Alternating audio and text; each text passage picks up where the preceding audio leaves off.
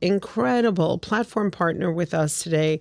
Not only has she been with us for this last several years, helping us do everything from check-in to making sure that our guests from the beginning of 50 Shades of Pink, when they check in, are greeted with a smile. But she's all over town, and her name is Ali Ramos. She is the Chief Events Officer at Kate Bell, and I can tell you right now, she was referred to us by another rock star who Jacqueline Ceballos, and with Pedal Cartel. And I can't say enough about Ali. I mean, one of the most wonderful things I could say about anyone is just knowing that their positive energy and the way they approach things is everything like can do, not, oh, we can, or any of that. I mean, she's like, I got this, and I know when she says I've got this, that she has, because time and time again, she's done that. So it has been such an honor to work with an incredible rock star like this. And today we're going to hear her story, and it's all about you. So welcome to Spotlight TV. Ali, we're finally getting to do this. I know. I'm so excited. Thank you for having me on. It's been a while, and it shows the sign of a very busy company and lots of great rock stars to showcase on your Spotlight. So thank you. Well, we're happy to have you. Let's start. I always like to start with the name of the brand, because I believe that there's always a story there, and I love to hear what the story is. So, tell us how you came up with the name and when and how. And thank you. So a lot of people in my industry tend to say events by Ali Ramos or events by so forth. And having that name be present is great because it is your brand and you're front and center. However, for me, because I come from a corporate background, to me, it was important that this company not just carry something that was strong and present in our business, but something that was going to be there long after I'm here. So I felt like it was important for it to have a legacy.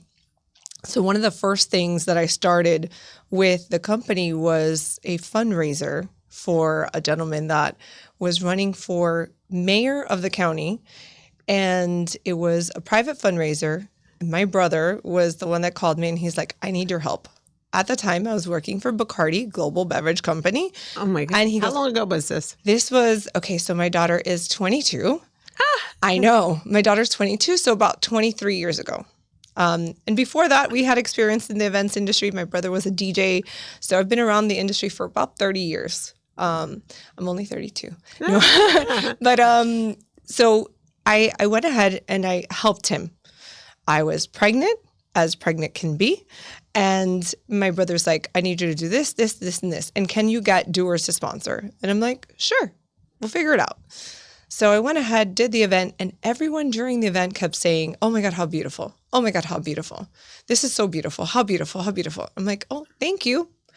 Oh, is this what you do? And I'm like, no, not really. I'm an executive at Bacardi, and I do brand activations. I do the value-added packages. I don't do this for a living. I'm just helping my brother.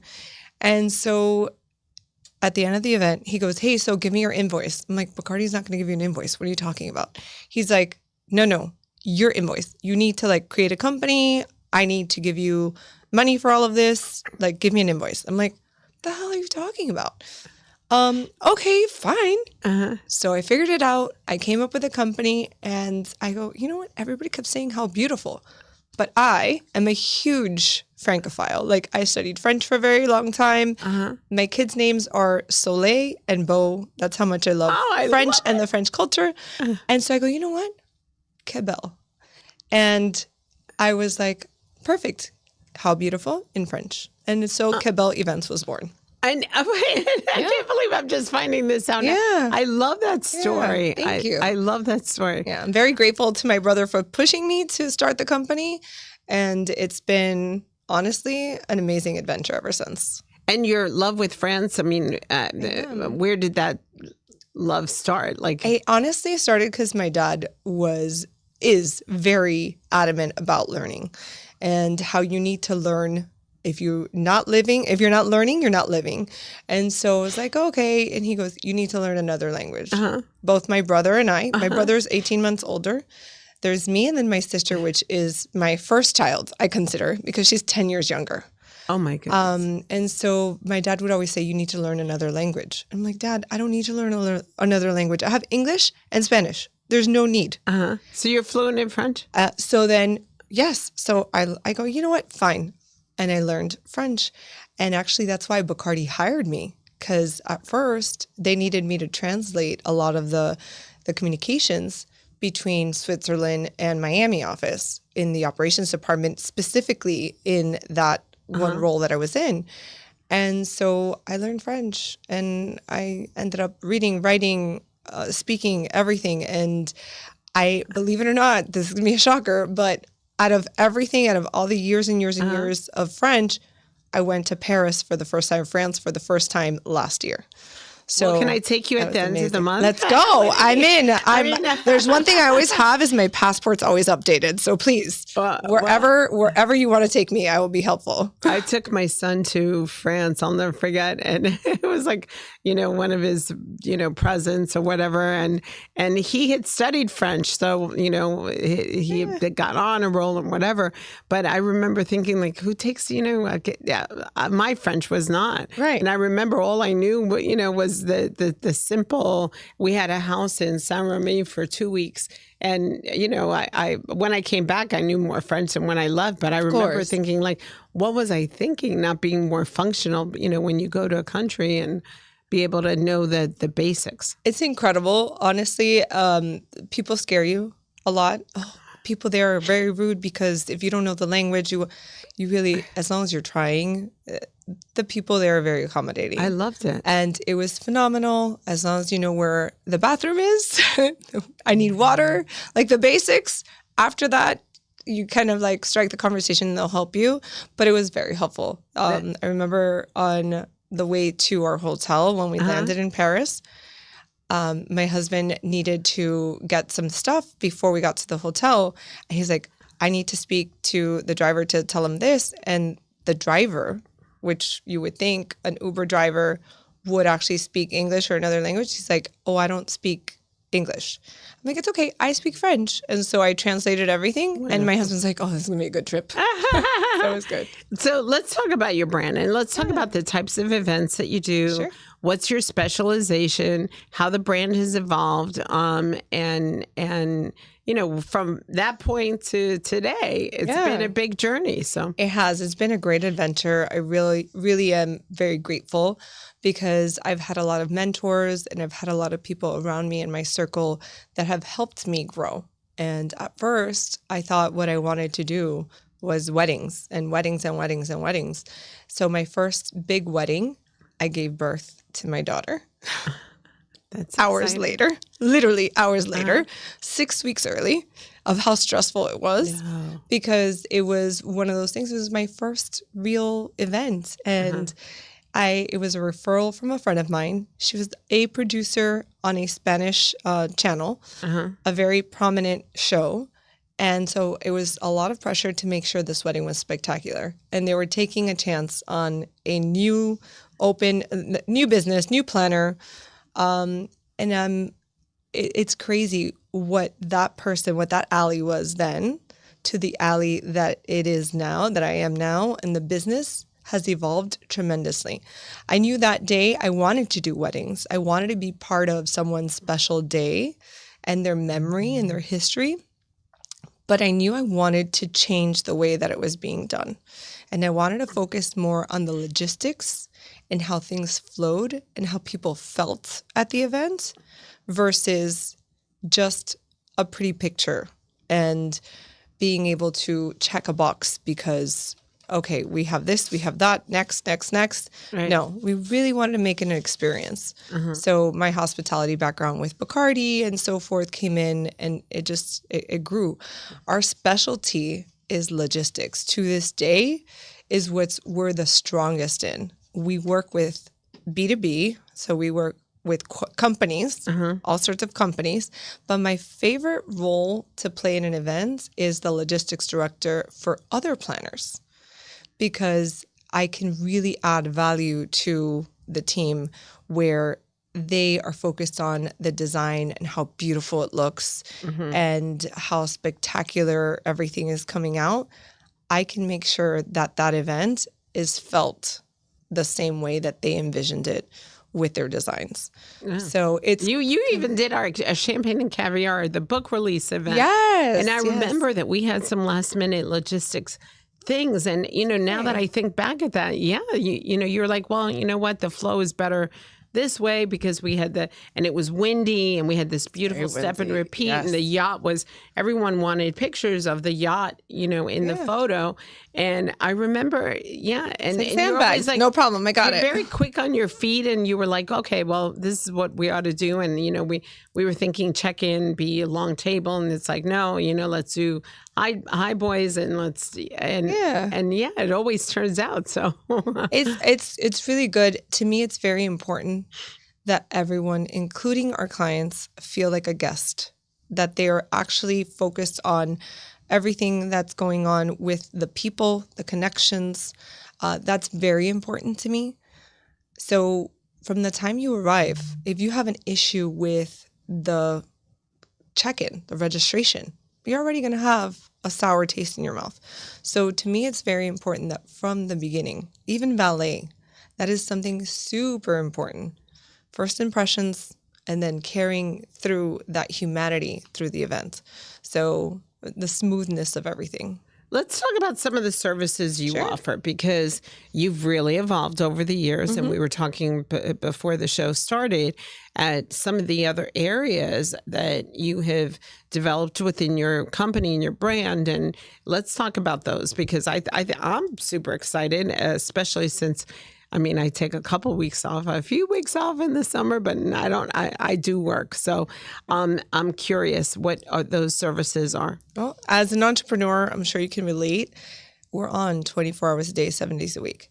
However, there are days where I have blackout dates, and it's holidays, very important holidays to my family. And I try as much as possible to be there.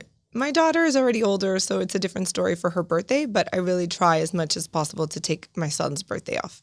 So those days are off the books. But other than that, our business tends to be very cyclical, right? Mm-hmm. So we have our seasons, and our season is typically September through May. Mm-hmm. There's some overlap of like maybe a little bit of August comes in and maybe a little bit into June. However, July, August are pretty much dead months. Mm-hmm. So when I started evaluating my success throughout the years, I realized that all that dead time could be filled in with a particular talent of ours, which is experiential marketing, the experiences, the activations, and so forth. And so we started focusing on that. And what we would do is come May, we would reach out to our companies that we partnered with, which we consider what you would consider a client, we consider our partners, because we're an extension of their organization. And we reached out to them and we're like, look, I know that it's slower now in the summer, but why don't we focus on activating certain brands so that we can bring you business at the very beginning of season. Mm-hmm. And that way you can go ahead and have some movement. Mm-hmm. They've noticed a couple of changes in their sales cycles when they saw that. They're like, okay, I have this product launch. It's not set to launch until September, October. But if you want to start doing test markets and seeing the legs that it can grow, then by all means, let's play around. Okay. And of course, that takes trust and respect from your client to be able to say, you know what, let's try it, because it's costly. So we started doing that. And before you know it, we were doing road tours all over the state for different brands.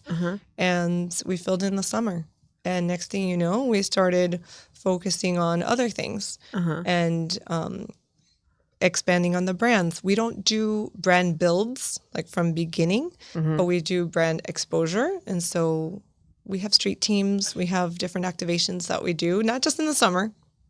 Be honest with you, it's carried through the rest of the year.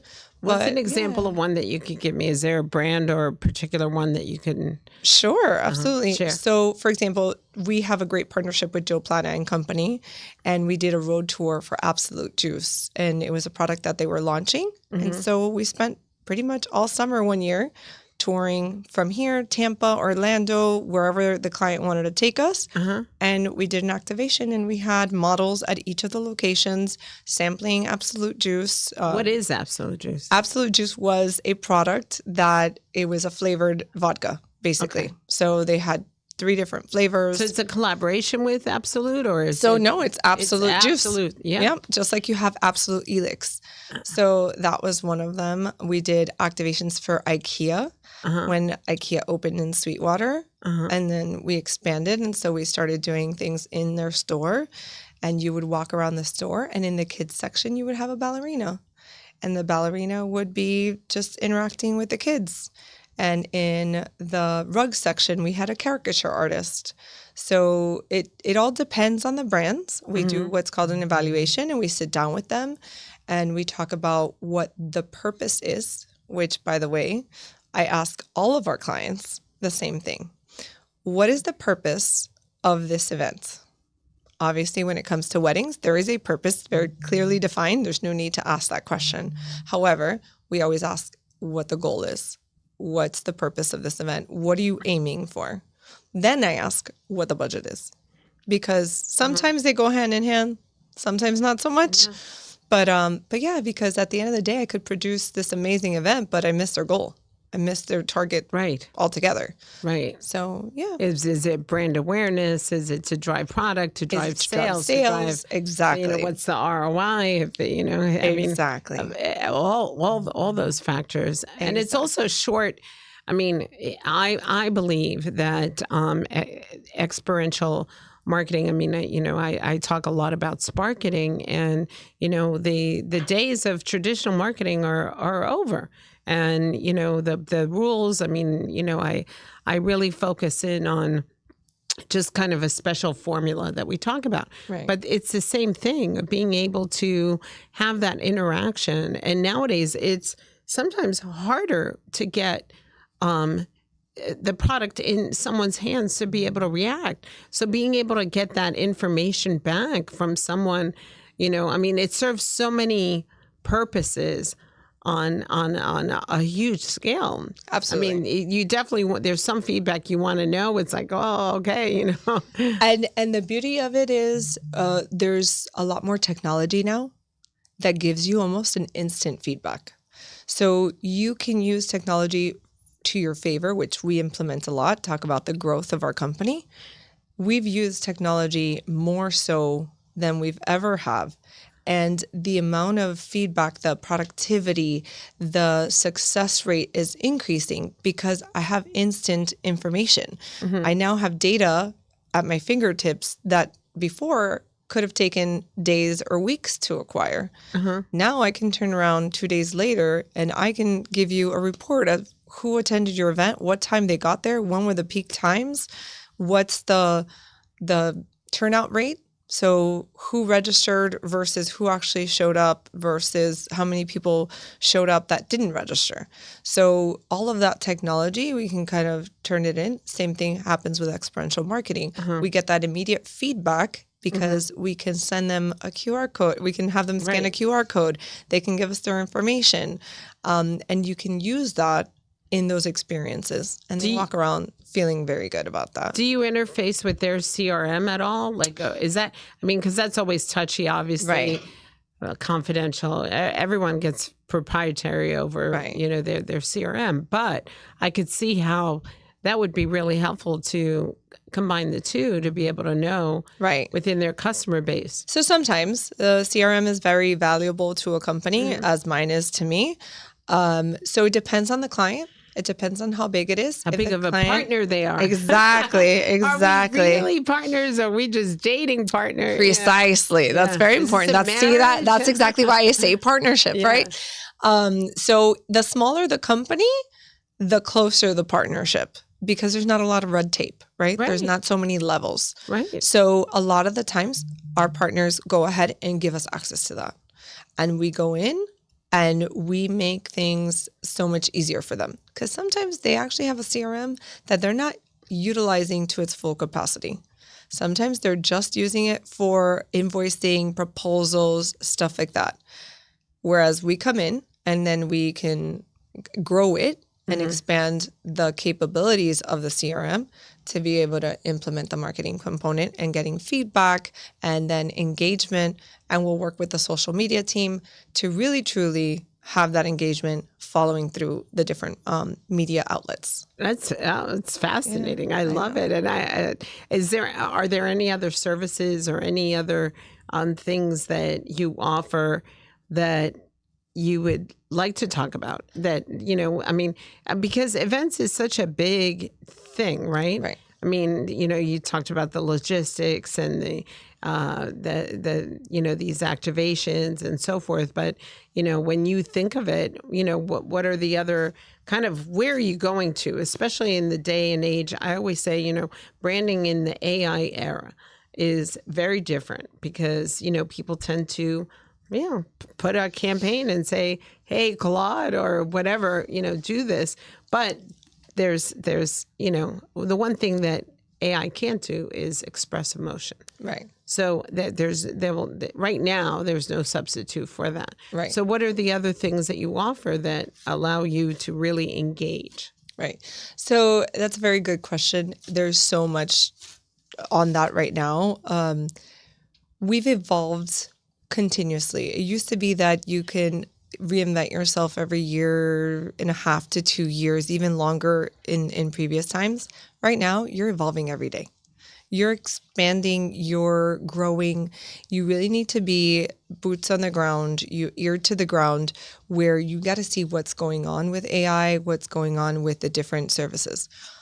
This industry I live in is, apart from the marketing, the event side is very saturated. So what separates you from everyone else? Everyone is using AI. There's currently a person on my team that's focused on turning our videos, a regular standard video, into a whole experience. So they'll take a video of what everything is the way it is now, and then the expansion of that or the alteration on that for AI is that it'll empty the room and then fill it up as if you're placing the bookshelves, placing the books, placing everything that's around you. So you're like seeing the event come to life. It's all AI. And then you see the actual video. Things like that are... And is that a program or is that... It's a program. It's a software you need to learn, but it's also skills you need to evolve, right? Because it's not like a prompt where you could just say, do this for me. You have to really be specific. You have to take the communication skills, which I always say, and that's a whole side note. I always say communication is the most important skill of life, not in business, not in personal, of life, period. And it's how you communicate that and the prompts that you use in AI. I'm a very techie person. My husband owns a technology company, so it's par for the course. Okay. So including that in our events is very important. So it's not a service we're offering. It's something that we're actually making it a standard in our business, period. So we're expanding on that. But That's exceptional. Yeah, thank you. And again, if you're not ahead of the times, you're behind. We were talking about early. If you're not early, you're late. Same thing. If you're not ahead of the time, you're behind. So you need to stay relevant, and how you evolve your business is very important because there are plenty of planners. We call them, I kind of joked around one day with some of my planner colleagues, and I said, guys, we are amazing people. What we can do in this room in 2 minutes, people wish to do in 2 months of planning. And this is crazy. And it's like, yeah, but we're so much competition because all these people that just pick up a clipboard and think, oh, I'm a planner. I'm like, you mean now an iPad, right? And they're like, yeah. I go, so we're not clipboard planners. And I strive on that. It's very important for us to be different from those people that, oh yeah, I planned my friend's wedding and my niece's baby shower, and now I'm going to plan events. I applaud you. I really do. I applaud everyone out there that just picks up and says, I'm going to start a business. However, educate yourself. Some of us have been in this industry for a very long time. We have vetted out vendors. We know who is credible. We know who is not. We know who is going to deliver in a drop of a dime. And we know who's going to fail and kind of like, and make promises they cannot deliver. Right. That is not something AI can teach. That is not something that you can say, who do I use for blah, blah, blah. Oh, no. That's the human factor. That's what I pride myself and my team in bringing to the table. So it's important. When you think of your legacy, because, I mean, your positivity, your energy. I mean, I've never seen you have a bad day. And events are stressful, and usually events is where all the bad attitudes. I go somewhere along the way. You really can see the good, the bad, the ugly. Oh, absolutely. When it comes to go time. I mean, 13 years of doing 50 Shades of Pink, and you would think it'd get easier, but every experience we try to up the experience that much more, and the pressure is really there. But what would you say is your legacy? If you were to say to me, I want to be known as. That's a great question. And before I answer that, I'm going to go back to what you said about the 13 years. People think, oh, it's easy because you've been doing it for so long. It's natural. It is. A portion of it is. Mm-hmm. But it's also difficult because you need to step it up every single time. A brand doesn't become a brand, an established brand with a huge legacy without having its trials and tribulations and continuously evolving, because then you won't have the following that you have. And I applaud you for that, because it's year after year, you have, yes, the same faces for the base, but then I see a lot of new faces. Why? Because they're sharing that information and they're referring their friends and their family, and they're saying, hey, I want you here because I felt amazing and I want you to feel amazing too. So we try to do that. And that's the legacy we leave behind. We take every event as if it was our own. I do not have a client, a partner, a vendor, anyone that I don't force them to feel as if we are all one big team. And I say force because I am hard. I am very hard on my team. And I know that, and I understand that. And I reward them, and I am grateful, and I appreciate them every chance that I can get, because they are an extension of Kibel, which is why I never named them the company my name, because I want it to be here for a very long time after. Who that's going to be, I have no idea. That is still to be determined. I have a long time before that comes. However, the legacy I want to leave is I want to make sure that people see the brand as a brand that's very fluid, that can adapt to your needs. We are your event desk. We are an extension of you. Whatever you need when it comes to events, I have planners on a regular basis. I love my event colleagues. I love our partners. They call me, text me, email me. Hey, Ali, what do you think? I need this. Sure, no problem. I'll help you out. And it's not even about an invoice. It's about helping each other out, collaborating, really establishing that relationship. So that's the legacy I want to leave behind. Incredible. We have less than a minute left. So oh, wow. I know that went by really so quickly. Quick. Yeah, I could talk to you all afternoon. For a long time. But why don't you give your 30-second commercial before we take it out and right into the camera, how to reach you. So we are Cabell Event Production and Marketing. We are here to assist you with all your event needs. We will be your event concierge so that you can be a guest at your own event.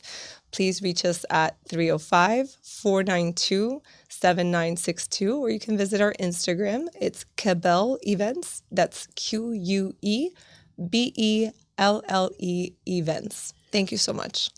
Wonderful. Well, thank you so much for Thank being on the you. show. It's my Thank pleasure. you for joining us on Spotlight TV. A big thank you to Grant, Michael, and everyone here at Community News.